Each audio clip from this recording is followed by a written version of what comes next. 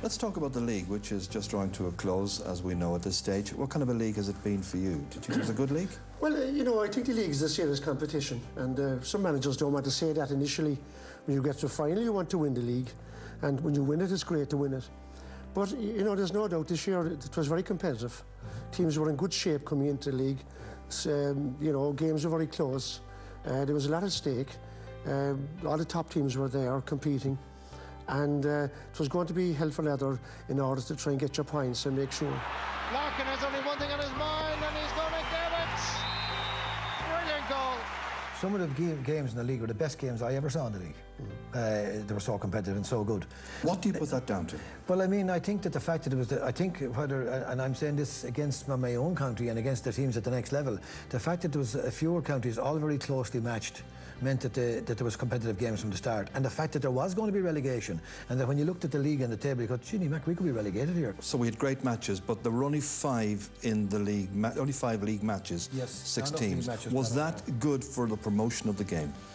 Probably not. As look, Liam said it there were some great matches in it, and there was, but you want to see more of them. And 5 matches probably wasn't really, and especially, Cork are probably the big beneficiaries in relation to the league. They've really found a few players, a nice few players at that. Like, they've really added a strength to their squad, and they're probably the big winners out of the league. Galway are big winners out of it too, and Dublin are big winners as well. Because I think they're all left. They're not going to be unhappy now. No. They've got good matches. Well, it's disappointing to go down, obviously enough, because you're fair enough at the moment. They'll tell you now, look, championship is it, and anyone after the league will tell you. Yeah, but what happens at the beginning of next year when they suddenly find themselves in the real Division 2? Dublin, I've called it Division 2. It may be 1B, but it is Division 2.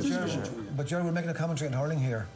This is a commentary on the game of hurling. Yeah. We have let the game of hurling now, and all of us in the association were charged with making the game of hurling good. There is a big gap between the teams, and that's the problem here. And there's a big gap then to the next level. And the game of hurling hasn't been developed enough over the years to keep all teams closer together. Because for the future of the game, that's a must, to try and get the standard up elsewhere. Now, is the standard going to be raised by people being in a lower division, or is it going to be raised by putting them in to be hockeyed in a higher division? And that is the dilemma that we're now in. You're after retiring from it now, from the senior level. Looking to this year's championship, are you looking at the same names, same teams once again, do you think? Look, being a Kilkenny man, I hope the boys are, and we're being probably a little bit greedy, but look, that's the nature of the beast. You obviously want your own county to be successful, but I do think, as touched on earlier on, Cork have emerged. Galway as well. I seen them the last day there when they beat Dublin in the 1B relegation, and I have to say I was very impressed with them. Now, if they can bring that consistency to it, and we've been on the receiving end of it, Galway in 2005 and 2001, where they absolutely blitzed us, and it was savage hurling they played, and they went out in the All-Ireland and they didn't do the same again. So I suppose that's the big challenge that's there for Anthony Cunningham and his team, is to bring a little bit of consistency to their play. Galway have the confidence more than anything else. And not to be looking at Kilkenny or Cork or this or the other. They should realise their own ability. They have great ability. They have great stick work. They're physically strong. They have some outstanding leaders in the team. And they have 30 hurling clubs. And I think that they could be a serious threat. But they're going back over. Tradition plays a big part, obviously. But there's no doubt that they're going back over the games they lost. Instead of parking those, forget about those. Look at what they could do and get over the barrier. Was the league good for Kilkenny in any way? It was, because I suppose when you look at the retirements, I can't get away from that, but when you look at the Kilkenny squad now, and they probably would have said, look, we need, maybe it could be argued they don't have the same strength in the panel, whereas Brian needed to maybe find a few new players, and Richie Doyle at wing back was probably one of them. Kieran Joyce got a couple of runs, Matthew Root up front, and that's what Brian, he never likes losing anyway, and we all know that every match is there to be won. But in the league and in the last 6 or 7 years, if you look at the Kilkenny team, there's always a new face or two being sewn in among the first 15. Let's have a look at the championship for this summer. We start with Munster, because it's always a very, very interesting championship. What teams do you think we should look out for? Well, you've Clare and Waterford in one game. That's going to be in Thurles, and I think it will suit Waterford to an extent. Waterford are maybe in transition. It's a great word to use for you're a manager, you're in transition, but... Does that put pressure on you when you're in transition? Well, that's the way it goes, But I think they'll have about 10 players that have played in Thurles before. They might have newcomers on the team. Clare don't like Thurles that much. They haven't been that successful there. I kind of fancy Waterford might come through in that game and get into Munster final. That Waterford team, you know, much as the criticism they've been received, they're consistently making All-Ireland semi-finals, and Thurles is one place they love going hurling. They love Thurles. And as it's worth 4 points. They're playing an inexperienced Clare team, so that's going to be a huge test for Davies' young lads. I mean, they're going to get a good blood in that day. They will really find out where they're at. Where Davy was managing last. It's had a little bit of spice to it. It is spicy. Of course it is. That's what it's But about. that's the beauty of it. That's what you want. Well, that's a semi-final, of course. The first match in Munster will be Limerick against Tipperary. I think Limerick are probably suffering because they're established players. They haven't too many established players with the young fellas to go through with. Whereas they say Cork have, and you know, Kilkenny have, and Tipperary have, and they haven't had any success. The more senior players. It will be a tight enough game insofar as that Tipperary are a little bit, you know, under the weather at the moment, and whether they can pick themselves up, which I think they will. But having said that, the game is in Thurles. Limerick's record in Thurles isn't great either. From a point of view of Tipperary, I think Justin's right. This is an ideal game for Tipperary to get them off the ground. And also, don't forget, Tipperary still have a lot of lads out there still haven't come back. And who knows what's going to happen with Lara Corbett? Will he be back as well? Cork are the other ones, of course, in Munster. We haven't really seriously talked about them just yet.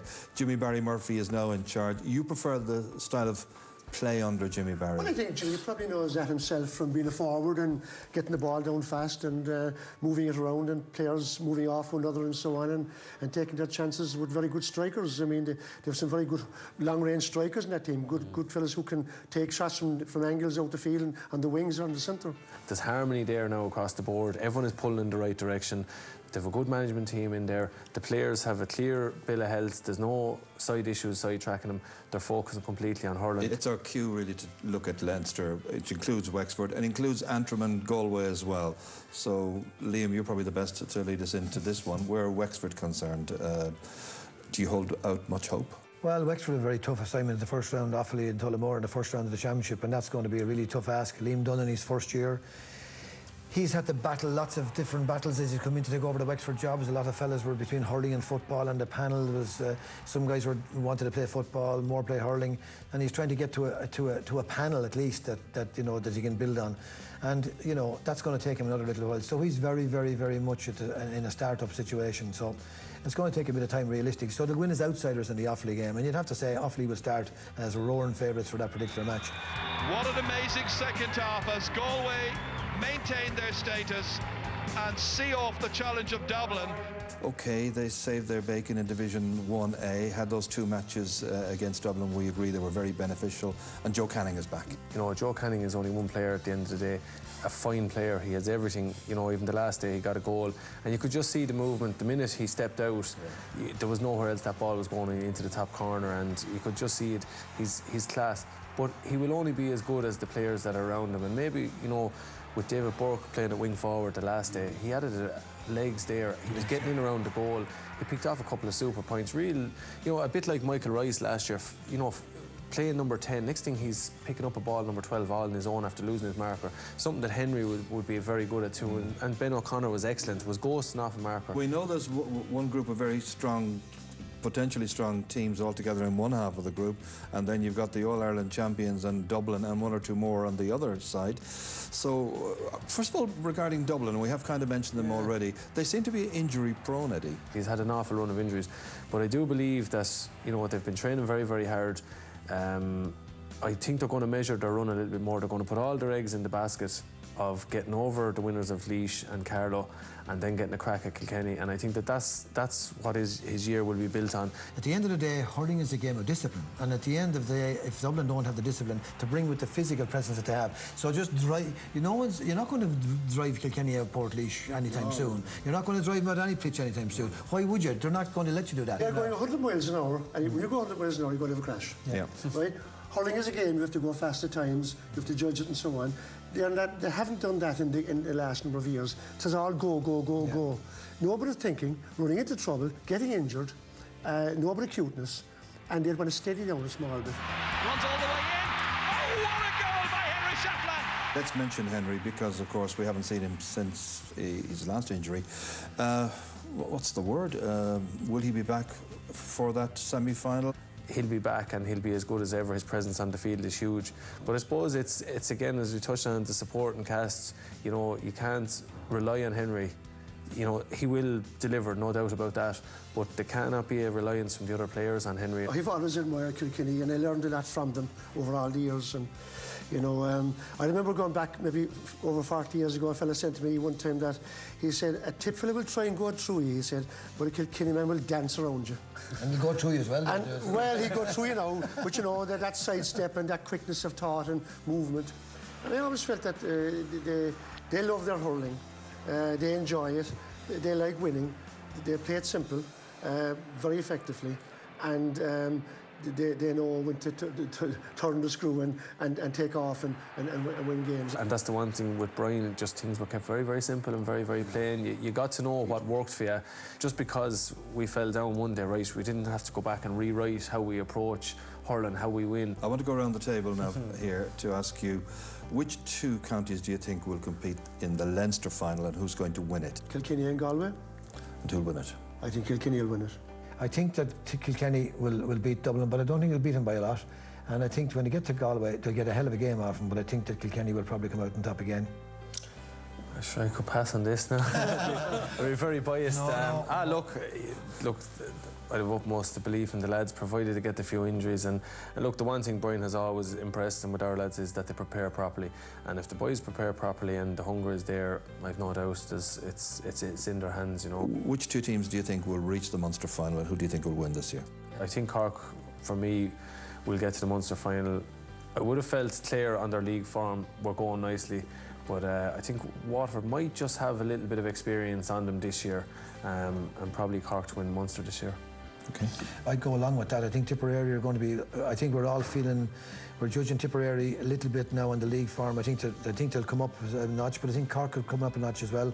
And I think it'll be a Waterford Cork Munster final. And I do think if it is that, I think Cork will win it. The way the momentum is going at the moment, I'd have to say that Cork and Waterford in the Munster final.